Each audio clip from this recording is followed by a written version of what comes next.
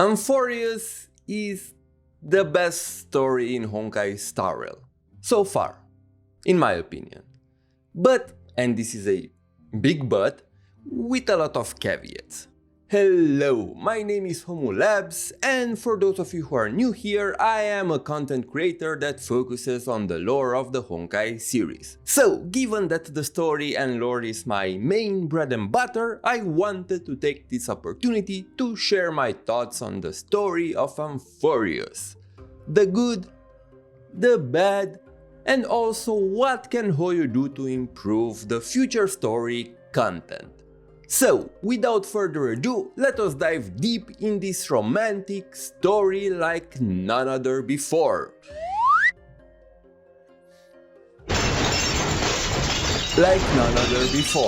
If you are like me, you probably play multiple gacha games and of course, HoYoverse games.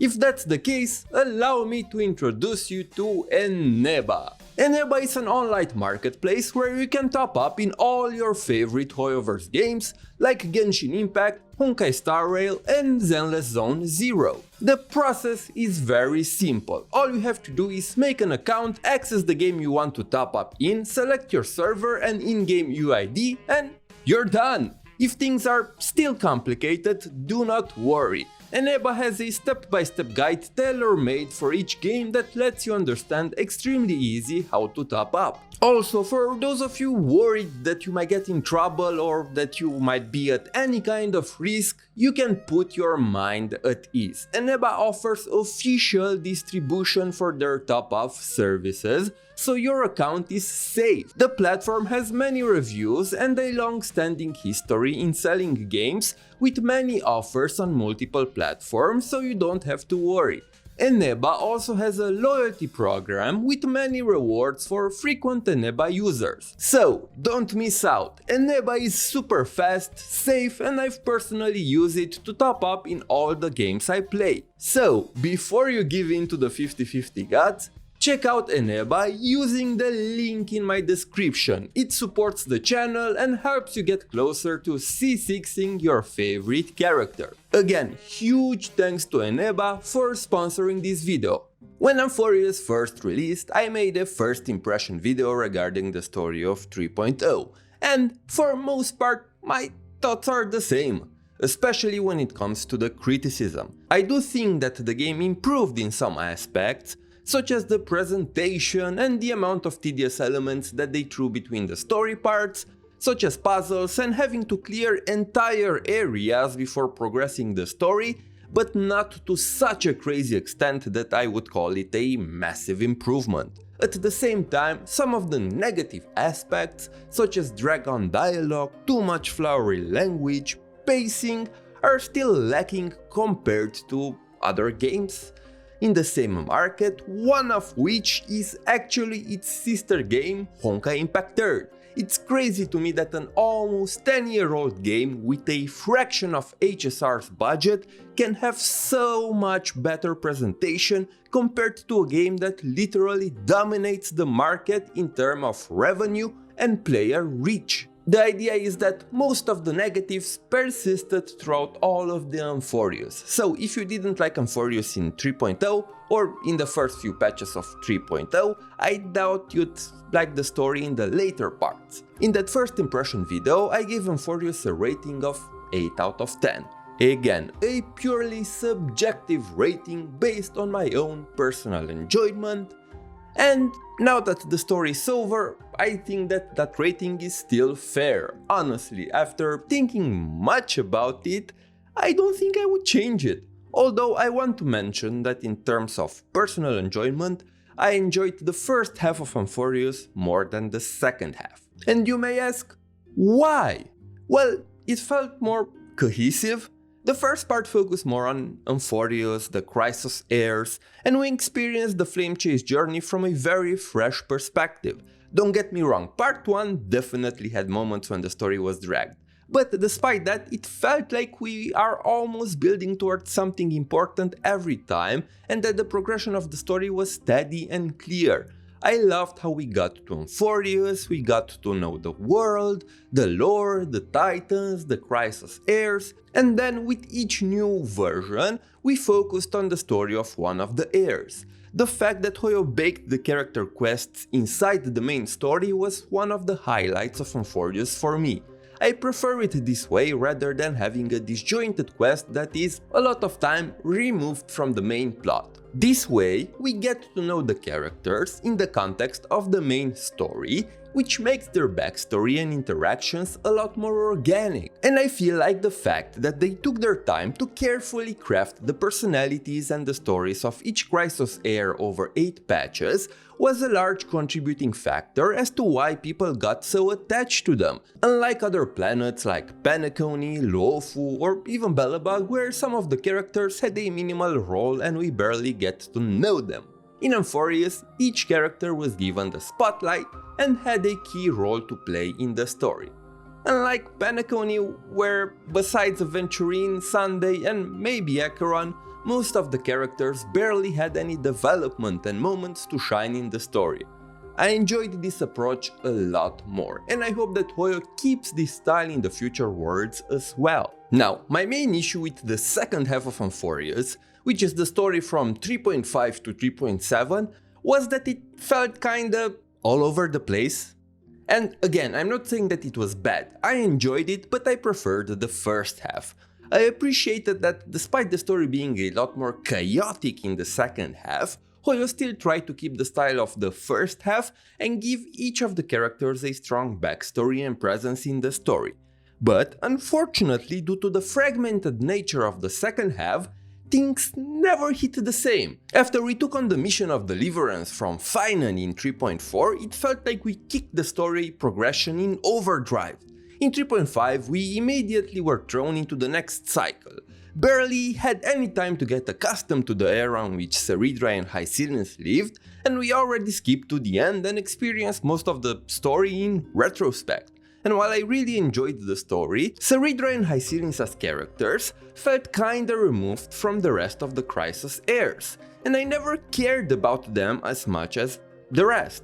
Even the story itself points this out in 3.7 when phainon subconsciously rejected them because they lived in an era where he wasn't really active and he never got too close to them. Then 3.6 focused mostly on the Astral Express crew, which I appreciated, and I think that 3.6 is my favorite story patch in the second half, but due to the same reasons, the Amphoreus cast didn't get much time to shine during this patch either, and 3.7 focused mostly on Cyrene.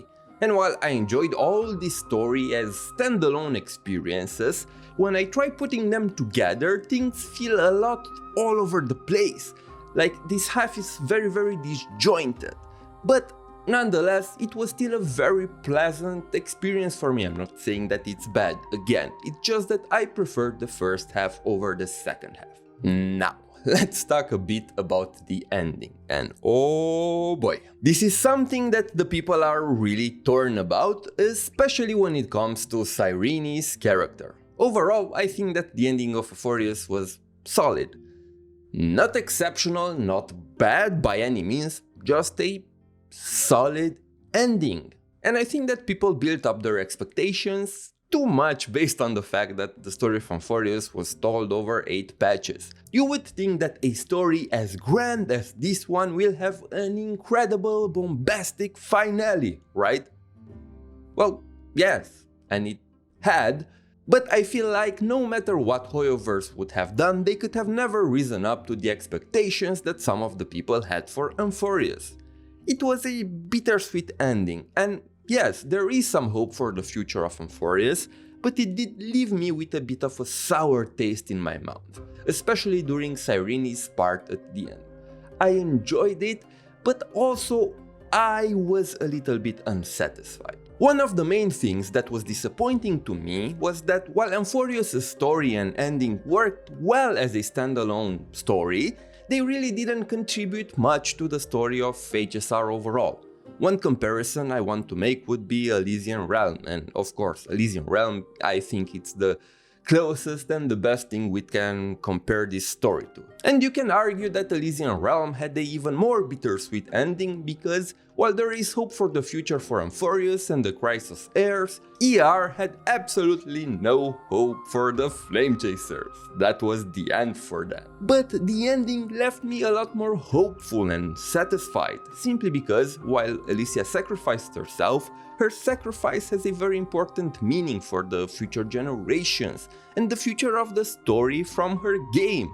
Her relationship with May was built through the entire story, and at the end I felt really invested in that aspect. It was clear how much Elysia's story touched and changed May. Remember how abrasive and suspicious she was when she first entered ER? Well, by the time she was leaving, she was actually crying and she barely could move, she didn't want to leave.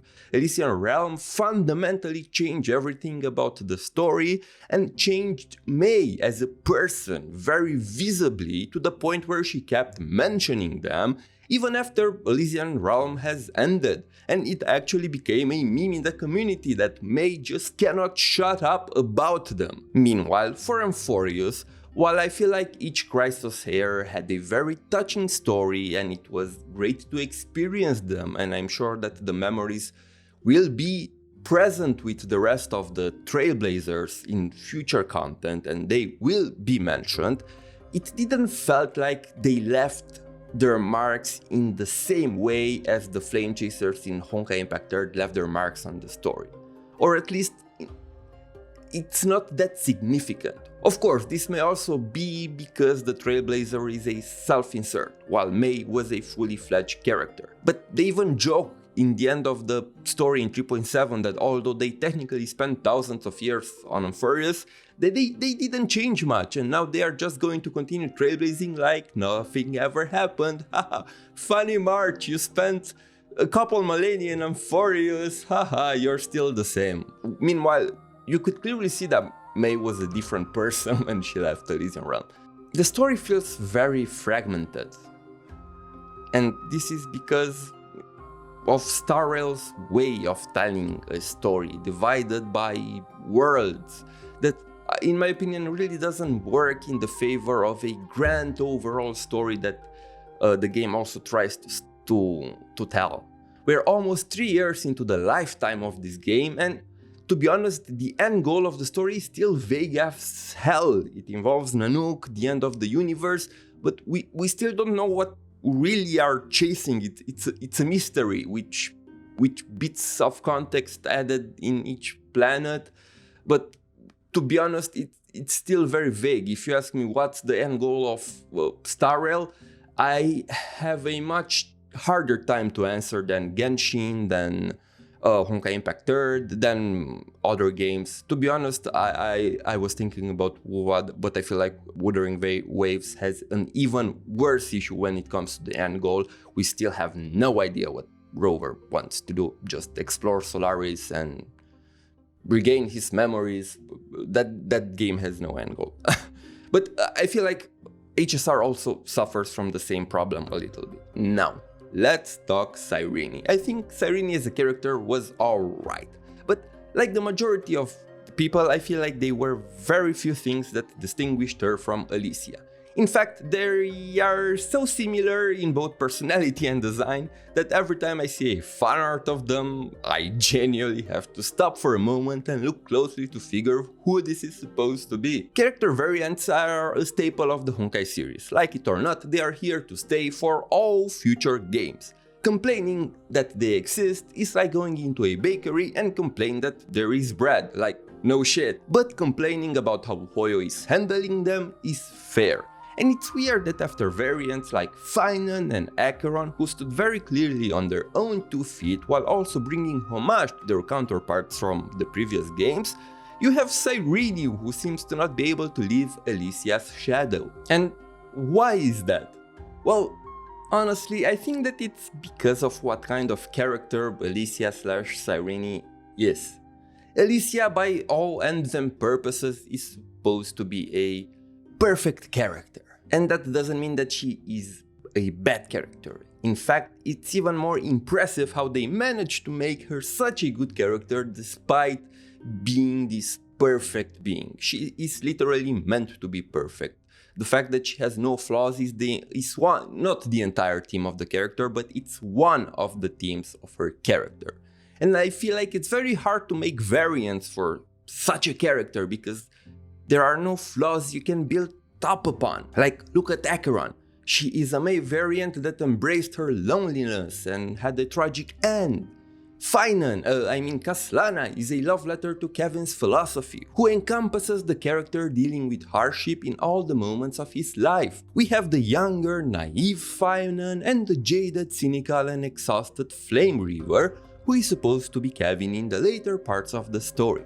Phainon's complexity as a character is off the charts, but with Elysia/Cyrene you can't do much without changing the character fundamentally.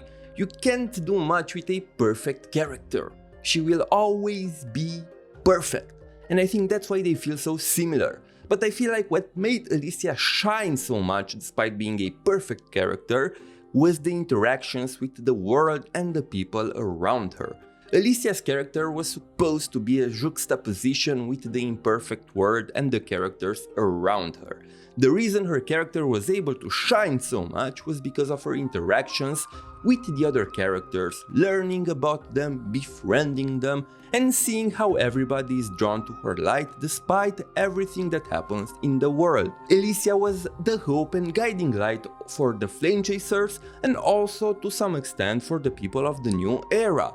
Every interaction with others made you love her more and more, and that wasn't because she was perfect, but because the perfect character managed to shine more brightly than anyone and unite a band of misfits into what they are today. Not to mention that Elysia strived to be human in every aspect, despite her not being born as one, and through her interactions with others she slowly learned to be more like just a regular girl, even breaking through the theme of perfection by showing her insecurities and worries, just like every other human would have in that situation.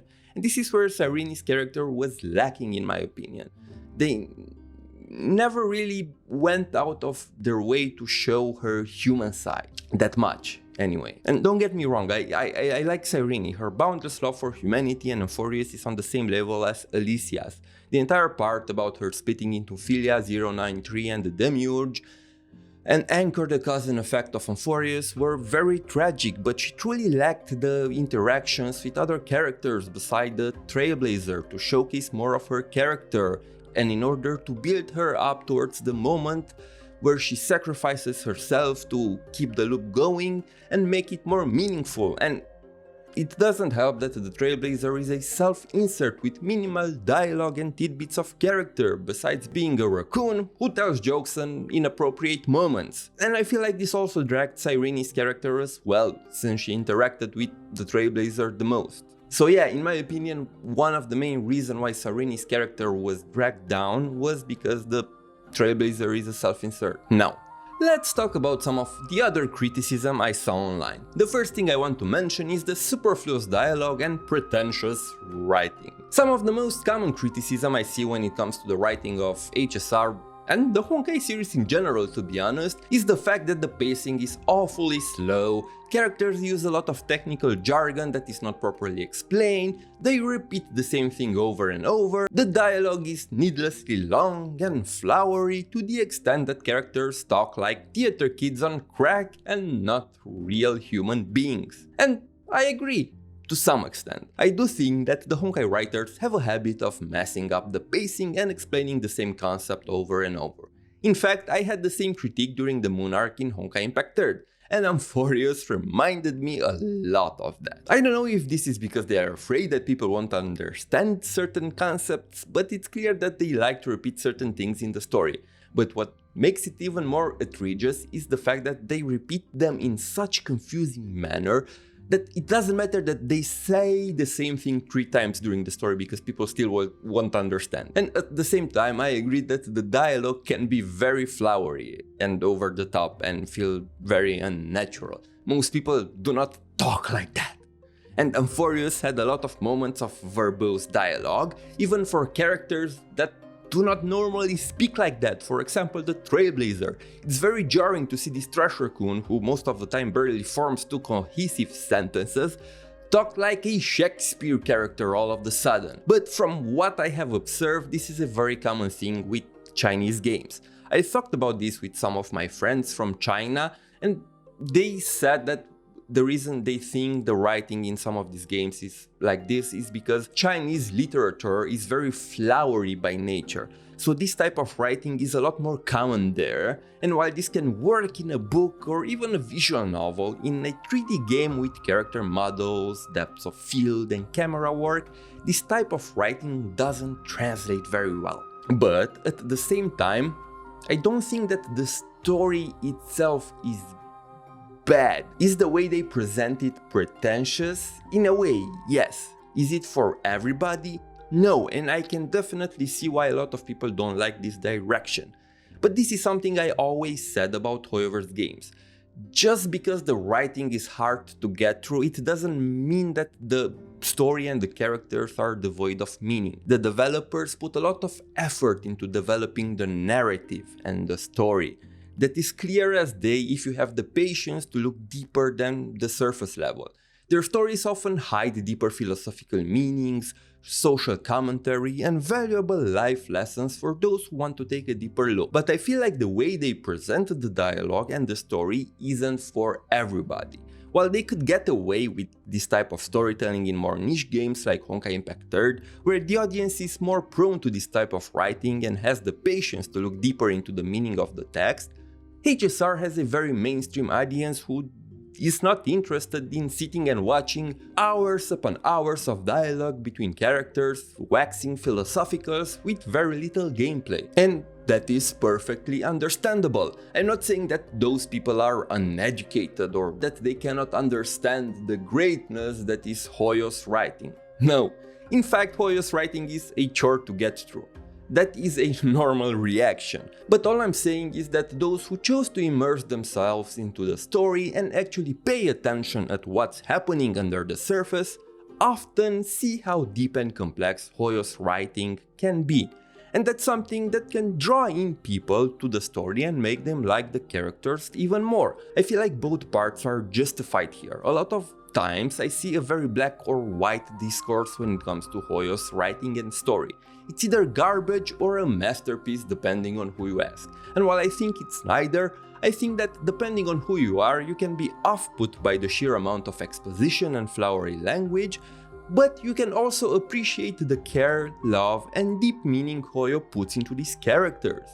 Unfortunately, the sheer size of the game attracted an audience that doesn't have the patience to sit through such stories, and that's perfectly fine.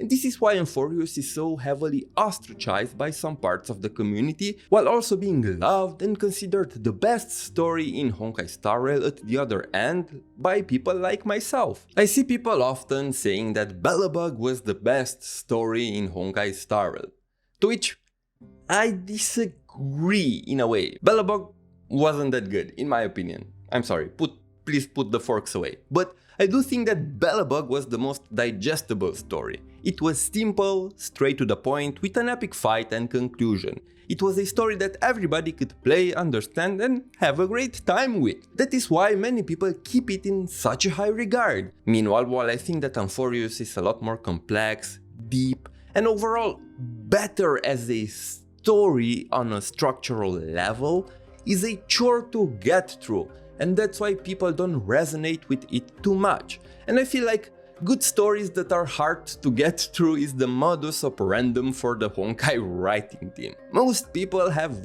work, families, and other obligations, so they want to spend their free time on something that it's relaxing, quick, and gives them satisfaction. So it's not a surprise that many people don't have the patience to waste their free precious time on a 7-hour story that isn't fun to get through. I always praised Wuthering Waves for its presentation and because it's a very simple story that is easy to get through. I truly believe that from a story perspective, Honkai Star Rail's story and lore are a lot more deep, rich and complex than Wuwa's. But Wuwa is very simple. and that's also its biggest strength. And keep this in mind, simple story does not mean bad, it's a story that is fun to play. Meanwhile, HSR is the opposite. A very rich, complex story with great world building and characters that feels like a chore to go through. Of course, this depends on the person, right? I'm not saying that this applies to you, but I think that it applies to the mainstream gacha audience. One thing about me that I rarely share is that I finished film school. I have a bachelor's degree in film studies and screenwriting. So I am used to media that is hard to get through, trust me. My homework in college was to watch 7-hour movies where almost nothing happened. So I am used to it. I had to watch a lot of movies that are considered pretentious and tedious, and that most people would leave the cinema if they were to play them in a theater. But I also learned why those type of movies are critically acclaimed and appreciated in the cinephile circles. There is a clear distinction between commercial movies and, let's call them, artistic movies. You go to watch a commercial movie when you want to relax, have a good time and watch something fun, and you go to watch an artistic movie when you want to put in more effort as a spectator.